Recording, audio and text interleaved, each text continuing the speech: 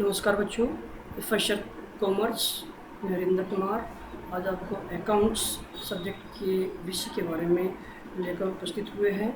हमने first chapter में लेखा शास्त्र का जो परिचय है उसमें जो टॉपिक था, सबसे पहले जो लेखा शास्त्र का क्या परिचय है उसके बारे में पढ़ा, और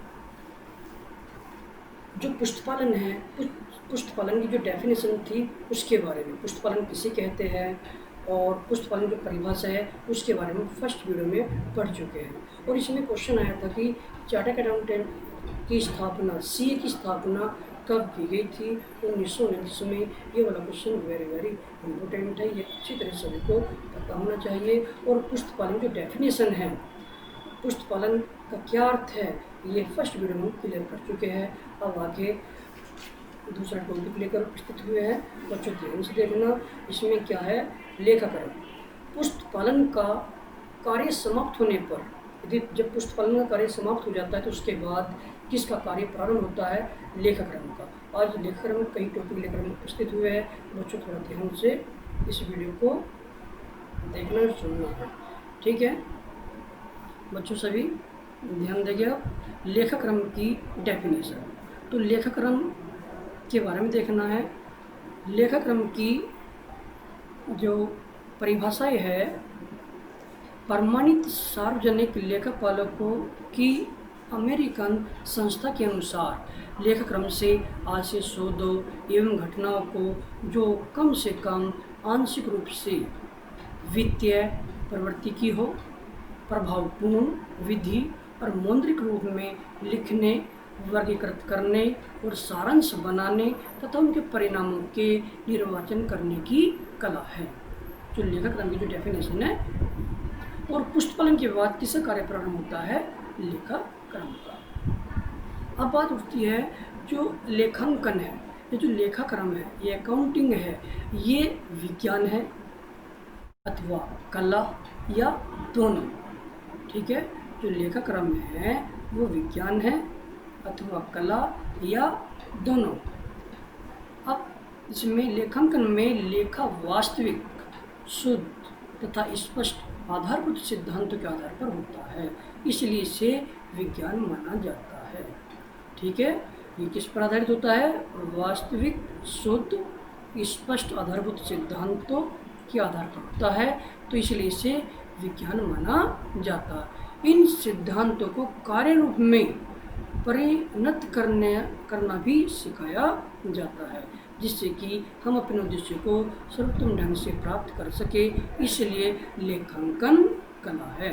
सिद्धांतों को कार्य रूप में परिणत करना भी सिखाया जाता है, जिससे कि हम अपने उद्देश्य को सर्वोत्तम ढंग से प्राप्त कर सके, इसीलिए लेखांकन कला भी है। लेखांकन विज्ञान एवं कला दोनों भी है। जो अकाउंटिंग है वो साइंस भी है और ड्राइंग, कला और विज्ञान दोनों। अब जैसे कि एक लेखाशास्त्र है, श्रीमंत एवं एशबर्न के अनुसार लेखांकन प्रधानतः वित्तीय प्रकृति के व्यावसायिक लेन देनों एवं घटनाओं के अभिलेखन का वर्गीकरण करने का विज्ञान और उन लेन देनों तथा घटनाओं का महत्वपूर्ण सारांश बनाने, विश्लेषण करने एवं व्याख्या करने और परिणामों को उन व्यक्तियों को संप्रेषित करने की कला है जिन्हें निर्णय लेने हैं। इसके बाद है रॉबर्ट एन एंथोनी के अनुसार, लगभग प्रत्येक व्यावसायिक इकाइयों में एक लेखा विधि पद्धति होती है। लेखा विधि पद्धति व्यवसाय से संबंधित सूचनाओं को मौद्रिक रूप में एकत्रित करने, सारांश बनाने, विश्लेषण करने तथा व्याख्या करने का साधन है, ठीक है? अब इन परिभाषाओं के आधार पर लेखांकन में निम्नलिखित के प्रमुख अंग है। नंबर 1 है वित्तीय लेन देन। वित्तीय लेन देन है, लेखांकन केवल वित्तीय लेन देनों एवं घटनाओं का लेखा करता है। यदि कोई लेन देन मुद्रा में व्यक्त नहीं किया जा सकता तो उसका लेखा पुस्तकों में नहीं किया जाएगा। यदि किसी लेन देन का मुद्रा में उसे व्यक्त नहीं किया जा सकता तो उसका लेखा पुस्तकों में नहीं किया जा सकता, भले ही व्यवसाय के लिए अत्यधिक महत्वपूर्ण हो। मुद्रा से तात्पर्य भारतवर्ष में रुपया, अमेरिका में डॉलर, इंग्लैंड में पाउंड आदि से है। उदाहरण के लिए यदि किसी कारखाने में हड़ताल हो जाती है, अथवा दुर्घटना में किसी प्रमुख अधिकारी की मृत्यु हो जाती है, अथवा अच्छी और नई वस्तु का निर्माण हुआ है, तो यह घटनाएं भविष्य के लिए महत्वपूर्ण हैं, परंतु इन घटनाओं को मुद्रा में न मापे जाने के कारण इनका लेखा नहीं किया जाएगा। अतः जो लेन देन और घटनाएं मुद्रा में मापी जाएगी वही वित्तीय लेन देन कहलाएगी। जो घटनाएं मुद्रा में मापी जाती है वही वित्तीय लेन देन कहलाते हैं और इन्हीं का लेखांकन के अंतर्गत किया जाएगा, अन्यथा नहीं। नंबर 2, लेन देनों का लेखांकन व्यावसायिक लेन देनों को विधिवत और नियमानुसार नियमित ढंग से लेखा करने की कला है। इन लेन देनों का लेखा करने की पुस्तक को रोजनामचा कहते हैं। रोजनामचा से जर्नल एंट्री, जो भी स्टार्टिंग जो लेन देन होगा हम उसे सबसे पहले किस में लिखते हैं, रोजनामचा जर्नल एंट्री बनाते हैं। इस पुस्तक को निम्नलिखित सहायक बहियों में विभाजित किया जा सकता है। जो रोजनामचा है हम उसे उसकी जो सहायक भैया है उनमें इसको विभाजित करते हैं। जैसे नंबर 1 है रोकड़ बही, कैश बुक। इसमें रोकड़ संबंधित लेन देनों का लेखा किया जाता है। जो कैश से संबंधित लेन देन होते हैं उन्हें हम किस में लिखते हैं, रोकड़ बही में। नंबर 2 विक्रय बही, इसे बोलते हैं सेल्स बुक। इसमें माल के उधार विक्रय से संबंधित जो विक्रय बही है इसमें माल के उधार बिक्री से संबंधित लेन देनों का लेखा किया जाता है।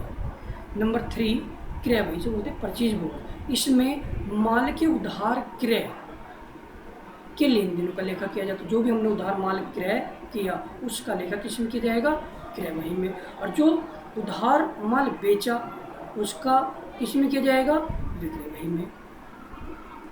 बच्चों अगले प्रश्न पर चलते हैं। नंबर 4 क्रय वापसी बही। क्रय वापसी बही क्या है, यदि हमने कोई माल खरीदा और उसको हमने क्या कर दिया, वापस कर दिया, तो क्रय वापसी बही में लिखा जाता है। इसमें उधार क्रय किए गए माल की वापसी से संबंधित लेखे किए जाते हैं, ठीक है ना। इसमें जो भी माल वापस किया जाएगा उसका लेखा किस में करते हैं, क्रय वापसी बही में। इसके बाद है नंबर 5 विक्रय वापसी बही। इसमें उधार बेचे गए माल की वापसी के संबंध में लेखे किए जाते हैं। उधार बेचे गए माल की वापसी के लेखे किस में किए जाएंगे, विक्रय वापसी बही में। प्राप्त विपत्र बही। प्राप्त विपत्र बही है समस्त प्राप्त स्वीकृतियों का लेखा इस पुस्तक में किया जाता है। जो भी बिल हमें प्राप्त होते हैं, रिसीव होते हैं, उन सब का लेखा किस में किया जाएगा, प्राप्त विपत्र बही में। फिर इसके बाद नंबर 7 है देय पत्र बही। समस्त दी गई स्वीकृतियों का लेखा, समस्त दी हुई स्वीकृतियों का लेखा इस पुस्तक में किया जाता है। इसके बाद है नंबर 3 वर्गीकरण। समान प्राकृतिक लेन देनों को एक ही स्थान पर एकीकृत करने की कला को वर्गीकरण कहते हैं।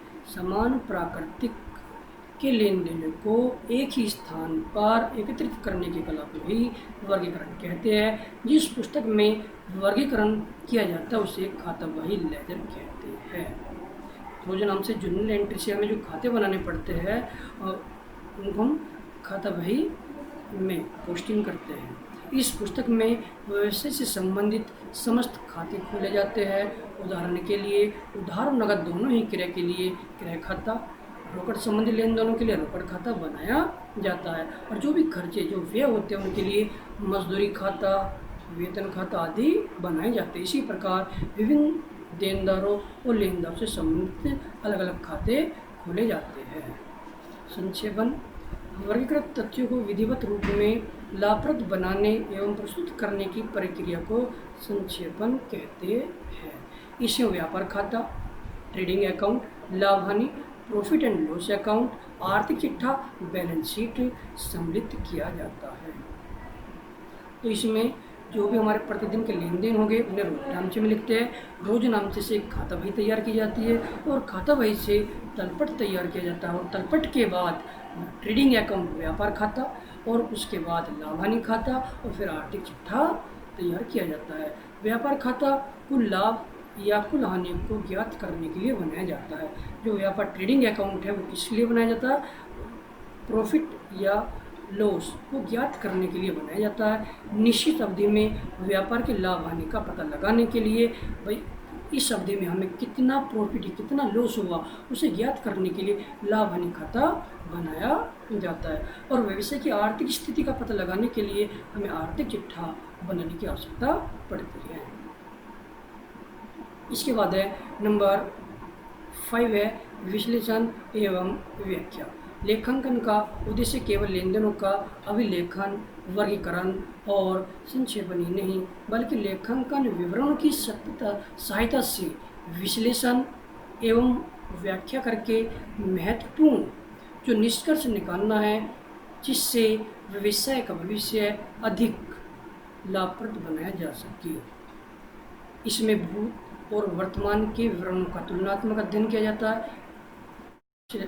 भूत और वर्तमान के विवरण की तुलनात्मक अध्ययन किया जाता है। विभिन्न अनुपातों का प्रयोग करके तथा स्थिति का विश्लेषण करके भविष्य में क्या होने वाला है इसका वर्तमान में अभ्यास करना होता है। लेखाक्रम वह विज्ञान तथा कला है जिसके द्वारा किसी व्यापारिक संस्था के व्यवहारों का स्थायी लेखा विधिवत, शुद्ध तथा स्पष्ट रूप से बहियों में इस प्रकार रखा जाता है कि उससे संबंधित सभी विवरण, उनका आर्थिक प्रभाव तथा एक विशेष अवधि के अंत में लाभ हानि तथा आर्थिक स्थिति का ठीक ठीक पता लगाया जा सके। इसमें अब इसके बाद है बच्चों लेखाक्रम के कौन कौन से कार्य सम्मिलित होते हैं। वेरी वेरी इंपॉर्टेंट क्वेश्चन है। लेखाक्रम के कार्य इसमें नंबर 1 है बहियों की जांच करना कि वे शुद्ध है या नहीं। नंबर 1 पॉइंट है बहियों की जांच करना कि वे शुद्ध है या नहीं। नंबर 2 है संशोधन तथा समायोजन लेखे करना। यदि किसी एंट्री में कुछ मिस्टेक है, गलती हो जाए तो उसको हम किस प्रकार से संशोधन कर सकते हैं, उसमें क्या समायोजन कर सकते हैं, ये किसका कार्य? लेखाक्रम का। अंतिम खाते नंबर 3 पॉइंट है अंतिम खाते बनाना और अंतिम खातों के विश्लेषण द्वारा अनेक उपयोगी सूचनाएं एकत्रित करके व्यापार के लिए नीति निर्धारण में सहायता प्रदान करना, ये लेखाक्रम के कार्य में सम्मिलित किए जाते हैं। अब इसके बाद है लेखाक्रम और पुस्तपालन में क्या अंतर है। वेरी वेरी इंपॉर्टेंट क्वेश्चन है।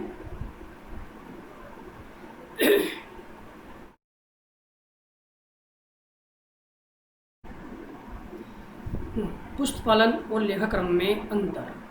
पहले इन दोनों शब्दों को समान अर्थ में ही प्रयोग किया जाता था, लेकिन लेखांकन कार्य बहुत सरल एवं संक्षिप्त था। लेकिन आधुनिक युग में लेखांकन का कार्य बहुत विस्तृत तथा जटिल हो गया। अतः अब पुस्तपालन और लेखाक्रम का कार्य अलग अलग व्यक्ति द्वारा किया जाता है। संक्षिप्त में जहाँ पुस्तपालन का कार्य समाप्त होता है वहीं से लेखाक्रम का कार्य प्रारंभ होता है। पुस्तपालन कार्य समाप्त होने के बाद किसका कार्य प्रारंभ होता है? लेखाक्रम का। पुस्तपालन का कार्य सरल तथा यंत्रवत है। इसके लिए किसी विशिष्ट ज्ञान और शिक्षा की आवश्यकता नहीं होती। जो पुस्तपालन का कार्य है वो बहुत ही सरल और ईजी है। इसके लिए किसी विशिष्ट ज्ञान और शिक्षा की आवश्यकता नहीं होती, लेकिन इसी कारण पुस्तपालन के लिए अब यंत्रों का प्रयोग किया जाने लगा। लेकिन लेखाक्रम के लिए जो अकाउंटिंग है उसके लिए विशिष्ट ज्ञान और लेखा विधि की उच्च शिक्षा की आवश्यकता होती है। अब पुस्तपालन और लेखाक्रम में जो अंतर है, नंबर 1 डिफरेंस दिया हुआ है व्यापारिक लेन देन। पुस्तपालन में व्यापारिक लेन देनों को जर्नल में लिखा जाता है। पालन में जो व्यापारिक लेन देनों को जर्नल में लिखा जाता है या रोजनामचे में लिखा जाता है। लेखाक्रम में व्यापारिक लेन देनों से संबंधित लेखों की शुद्धता की जांच की जाती है। उसमें जर्नल में लिखा जाता है और उसमें उनकी संबंधित लेखों की शुद्धता की जांच की जाती है। नंबर 2 है खतियाना। पुस्तकालन में जर्नल में किए गए लेखों को उनसे संबंधित खातों में खतियाना किया जाता है, लेजर में पोस्टिंग की जाती है और लेखाक्रम में इसमें खातों की शुद्धता की जांच की जाती है, कुछ सही है या गलत है। नंबर 3 पॉइंट है योग एवं शेष निकालना। पुस्तकालन में इसमें जर्नल का प्रयोग तथा खातों का योग लगाकर शेष निकाले जाते हैं और लेखाक्रम में इसमें खातों की बाकियों की शुद्धता जांचने के लिए तलपट तैयार किया जाता है। नंबर 4 है समायोजन व भूल सुधार के लेखे करना। पुस्तकालन में समायोजन व भूल सुधार के लेखे नहीं किए जाते। पुस्तकालन में समायोजन व भूल सुधार के लेखे नहीं किए जाते और लेखाक्रम में समायोजन व भूल सुधार के लेखे किए जाते हैं। नंबर 5 उद्देश्य पुस्तकालन। इसका उद्देश्य सभी व्यवहारों को तिथिवार लिखना, डेट वाइज लिखना, माल व रोकड़ की स्थिति का ज्ञान प्राप्त करना होता है। लेखाक्रम में इसका उद्देश्य व्यापार में लाभ हानि ज्ञात करना तथा आर्थिक चिट्ठी की सहायता से आर्थिक स्थिति का ज्ञान प्राप्त करना होता है। नंबर 6 है अंतिम खाते बनाना। पुस्तकालन में व्यापारिक खाता, ट्रेडिंग अकाउंट, लाभ हानि खाता, प्रॉफिट एंड लॉस अकाउंट एवं आर्थिक चिट्ठा बैलेंस शीट तैयार नहीं की जाती। पुस्तकालन में व्यापार खाता, लाभ हानि और आर्थिक चिट्ठा तैयार नहीं किए जाते और लेखाक्रम में अंतिम खाते बनाए जाते हैं। अंतिम खातों में व्यापार खाता है, लाभ हानि खाता है और आर्थिक चिट्ठा तैयार किए जाते हैं। अगले पेज पर चलते हैं। नंबर 7 विशिष्ट योग्यता। इसमें जो पुस्तकालन है इसमें विशिष्ट ज्ञान की आवश्यकता होती है। एक साधारण लिपिक इस कार्य को सरलता से कर सकता है। जो पुस्तकालन है उसके लिए किसी विशिष्ट ज्ञान की आवश्यकता नहीं होती। एक साधारण लिपिक भी इस कार्य को आसानी से कर सकता, लेकिन लेखाक्रम के लिए विशिष्ट ज्ञान का होना बहुत ही आवश्यक है। इसके लिए प्रशिक्षित लिपिक की आवश्यकता होती है। नंबर 8 लेखाक्रम का ज्ञान। इसमें लेखाक्रम का ज्ञान होना आवश्यक नहीं है। पुस्तकालन के लिए लेखाक्रम का ज्ञान होने की आवश्यकता नहीं है और लेखाक्रम में अंक के लिए पुस्तकालन का ज्ञान होना अति आवश्यक है लेखाक्रम के लिए। ठीक है। नंबर 9 अवस्था। इसमें लेखांकन की प्रथम अवस्था है ये लेखांकन की प्रथम अवस्था और लेखाक्रम ये लेखांकन की द्वितीय अवस्था है तथा अंतिम निष्कर्ष तक पहुँचाने में सहायक है। जो पुस्तकालन है वो लेखांकन की प्रथम अवस्था और लेखाक्रम द्वितीय अवस्था है तथा अंतिम निष्कर्ष तक पहुँचाने में सहायक कौन करता है? लेखाक्रम। नंबर 10 है विपणन। इसमें लेखाक्रम के नियमों के अनुसार किए जाते हैं। विपणन पुस्तकालन में लेखाक्रम के नियमों के अनुसार किए जाते हैं और लेखाक्रम में इसमें लेखाक्रम स्वयं भी नियमों का निर्धारण कर सकता है। नंबर 11 समय। इसका कार्य प्रतिदिन किया जाता है। जो पुस्तकालन है इसका कार्य जो भी हम प्रतिदिन करते हैं और लेखाक्रम का कार्य अंतिम खाते बनाते समय किया जाता है। लेखाक्रम में इसका कार्य अंतिम खाते फाइनल अकाउंट्स तैयार करते समय किया जाता है। नंबर 12 आर्थिक स्थिति का ज्ञान। पुस्तकालन से आर्थिक स्थिति का पता नहीं लगाया जा सकता और लेखाक्रम से आर्थिक स्थिति का सही ज्ञान प्राप्त किया जा सकता है। बच्चों इस वीडियो में आज यहीं तक और आगे के जो आगे शेष भाग अगली वीडियो में लेकर उपस्थित हो गए और जब तक के लिए धन्यवाद।